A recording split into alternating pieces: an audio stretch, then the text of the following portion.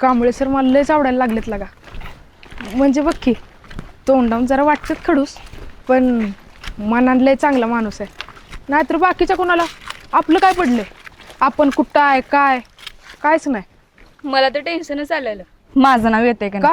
नाही म्हणजे मी तुम्ही तुम्ही सगळे तिकडे 8वी मध्ये जायचा आणि मी एकटीच राहते की 8वी ड मध्ये. तू काय तुम्ही दोघं बी राहिला असतात ते बरं झालं असतं, पण ही पहिली राहायला पाहिजे होती. ए कार कुत्र्या, मार्कावरनं तुकडे केल्या तर ने तुकडीत जाशील सगळ्या शेवटच्या, कळलं का? बरं झालं असतं तुझं तोंड तरी बघायला भेटलं नसतं. काय ते 8वी मधल्या भारी भारी पोरी, काय ती नटणं, काय ती केस. आणि आपल्या पोरी आत्ताच एका पोराची आई वाटतात, आणि पल्ली तर 2 पोराची आई आहे, आणि हे जनावर रोज 10 पिऊन हिला आणते असं वाटतंय. ए तुम्हाला काय बी बोल, पण आमच्या पप्पांच्या दारूबद्दल काय बोलायचं नाही. पल्लू वय माझ्या तिच्या घरात कमवतो कोण नाही, त्यात 3 पोरी. आई कशी बशी मशीन काम करून 4 पैसे कमवत्या, आणि तिचा बा ते बी बाहेर जाऊन खर्च करतोय. त्याच्यावर नको लागा काय.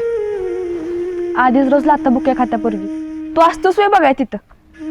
रोज दारू पिल्यावर काय होतं, हिच्या आईला काय काय सहन करावं लागतं.